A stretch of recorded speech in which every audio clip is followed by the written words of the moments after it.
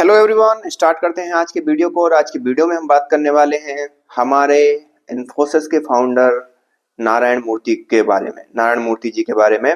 और आपको मालूम होगा कि एम नारायण मूर्ति जी हाल ही में बहुत सी चर्चा में आ गए थे। और चर्चा में आने का उनका सबसे बड़ा कारण था कि उन्होंने 14 घंटे पर डे वर्क करने का समर्थन किया था।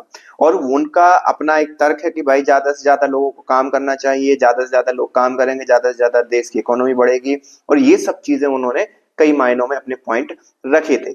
लेकिन हम उनने क्या पॉइंट रखे, क्योंकि वो उन्होंने ये भी दुख जताया। ये दुख किस प्रकार का जताया कि भैया जब आईटी कंपनीज ने स्पेशली जब 6 दिन के वर्क को 5 दिन किया तो उनको बहुत बुरा लगा। उनको बहुत बुरा लगा कि भाई इतना कम क्यों कर दिया गया, बल्कि काम तो और होना चाहिए। तो इनको भी इन्फोसिस में करना पड़ा, क्योंकि अगर नहीं करते तो सीधी सी बात है एम्प्लॉय तो वहां जाएंगे कि भाई जहां पर कम काम है।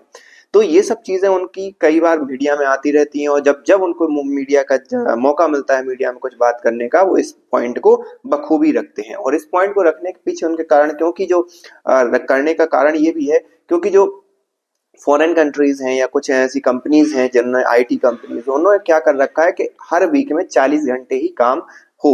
और उन 40 घंटे के काम में अगर मान लो वो 40 घंटे के काम आप 2 दिन में कर देते हो, पॉसिबल नहीं है, फिर भी आप कर देते हो 3 दिन में कर देते हो, तो रेस्ट ऑफ द वीक आपको क्या हो जाएगी, छुट्टी हो जाएगी। या वो इस प्रकार से पूरा का पूरा सिनेरियो अपने बना कर रखते हैं। 3 दिन आपने काम कर लिया, सपोज 14-14 घंटे 3 दिन काम कर लिया, और चौथे दिन आपने 1 घंटे काम कर लिया, तो ये भी आपका 40 घंटे का काम हो जाता है।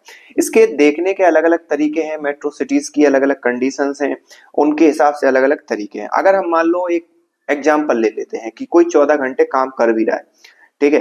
अब 14 घंटे उसने काम करा, ट्रैफिक में अगर वो ऐसा है कि 10 से 15 मिनट में घर पहुंच जाता है, फिर 14 घंटे 15 मिनट का सपोज हम लगा लेते हैं एक मोटा मोटी कि 1 घंटे में वो कम ऑफिस से घर पहुंच जाता है।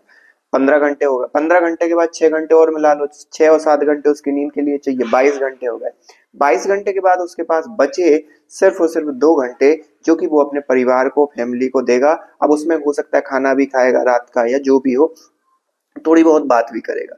तो अगर आप 14 घंटे की बात कर रहे हो, तो आप कहीं ना कहीं उस आदमी को डायरेक्टली इनडायरेक्टली क्या कर रहे हो कि आप हमारी ही कंपनी में रहो, बस आप सोने की व्यवस्था भी नहीं दे रहे हो। मतलब आप एक्सपेंडिचर भी अपना बचा रहे हो, जो आप खर्चा है वो भी बचा रहे हो, उस और साथ ही साथ आप उससे एक्स्ट्रा वर्क भी ले रहे हो। ये मेरा पॉइंट ऑफ व्यू है। क्योंकि चाइना में ऐसे कई केस आए, फॉक्सकॉन की जब इंडस्ट्री लगाई गई तो उसमें कई ऐसे केसेस आए, निकल कर सामने आए कि भाई साहब वहां पर लोगों को 6-6 महीने तक बाहर नहीं निकलने दिया गया। और उसके कारण उनका मेंटल प्रेशर इतना ज्यादा हो जाता था कि लोगों ने खिड़की से कूद कूद के अपनी जान देना स्टार्ट कर दिया। और उसके रेफरेंस में फिर कंपनी ने क्या किया कि वहां पर जाली लगा दी पूरी खिड़कियों में। मतलब पूरा पैक्ड एक बिल्डिंग होगी, वहां पर ना तो कोई छत पे जा सकता है, ना कोई खिड़की पे जा सकता है। और इस प्रकार से उन्होंने इस चीज को कैटर करने का प्रयास किया। उसका परिणाम क्या हुआ? उसका परिणाम ये हुआ कि लोग धीरे धीरे काइंड ऑफ मशीन बन गए। काइंड ऑफ मशीन बनने का मतलब ये है कि अभी वहां पर लोग इन्फ्लेशन की चपेट में हैं, लोग वहां पर शादी करना नहीं चाह रहे हैं, लोग वहां पर बहुत से ज्यादा मटेरियलाइज्ड हो गए हैं। जब मटेरियलाइज्ड हो जाते हैं लोग, वो तो ज्यादा से ज्यादा क्या होता है, भौतिकवादी चीजों के प्रति भागते हैं। और उससे कुछ हद तक कहें तो नुकसान तो होता है इकोनॉमी को, लेकिन क्या होगा जब परचेस करने वाले ही नहीं रहेंगे? क्या होगा जब आपकी जनसंख्या ही नहीं बढ़ेगी? क्या होगा सारे सारे बूढ़े रहेंगे, तो जो जवान लोगों के खरीदने की चीज है वो कौन खरीदेगा? तो इस प्रकार से एक छोटी सी चीज आगे आने वाले समय में आपको कितना नुकसान पहुंचा सकती है, ये देखना पड़ता है। ना कि ये देखना पड़ता है कि भाई हमारी कंपनी है, हमारी कंपनी को आज फायदा हो जाए, कल की ऐसी तैसी। ये नहीं मतलब मैं सजेस्ट करूंगा। क्योंकि ये एक चाइना में भी एक स्टोरी थी, आपको मालूम होगा। वहां पर क्या हुआ, भुखमरी छा गई। भुखमरी छा गई तो उनको लगा कि भुखमरी क्यों छा गई है, क्योंकि जो ये जो चिड़िया हैं वो क्या करती हैं, खाना खा लेती हैं, पूरा वहां से दाना निकाल लेती हैं, तो हमें नुकसान होता है। तो उन्होंने क्या करा, पूरी एक स्पेशल टाइप की चिड़िया को मार दिया। जैसे ही उस चिड़िया को पूरा निकाल निकाल के ढूंढ ढूंढ के मारा उसको, और जैसे ही वो चिड़िया जब मर गई तो बाद में पता है क्या हुआ, वहां पर जो जितनी भी इल्लियां थी, जितना भी कीटाणु थे, उन्होंने पूरी फसल को बर्बाद कर दिया। और उसका परिणाम ये हुआ कि उससे ज्यादा भुखमरी छा गई। तो ये चीज मतलब एक छोटी सी चीज आपको किस हिसाब से आपको नुकसान पहुंचा सकती है, ये एक दर्शाता है कि आखिरकार आप चलो समर्थन तो कर रहे हो, लेकिन अगर वर्क लाइफ बैलेंस आपका नहीं बन रहा है तो आप क्या करोगे?